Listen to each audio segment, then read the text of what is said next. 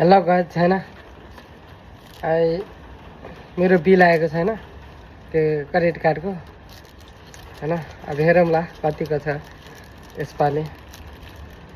50,000 भन्दा माथि नै होला कि जस्तो लाग्छ मलाई। हैन आई थिंक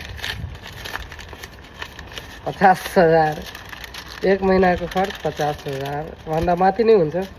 यो सिर्फ क्रेडिट कार्डको, अरू क्यास पनि हुन्छ। रुम भाडा तिर्ने बाँकी छ। कता गएर के खायो भनेर सबै हुन्छ यार त्यो। 57,957 रुपियाँ। म पागलै भएछु। 57,957 रुपियाँको मेरो क्रेडिट कार्डको बिल आएको छ। डेट पनि रहेछ 6 11 मात्रै। आज आएको 27 होला हो, भोलिसम्म टाइम होला कि जस्तो लाग्छ मलाई।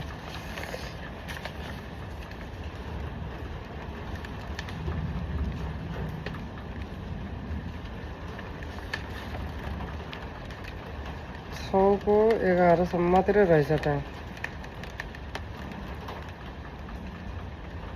होइन 29 टाइम हो, यता हो। 6 को 29 टाइम रहेछ, यता हो। 29 टाइम हो। 27 मान गएको फी, 5 मान यो, 3 मान रुम भाडा। गाह्रो छ बाँच्न है।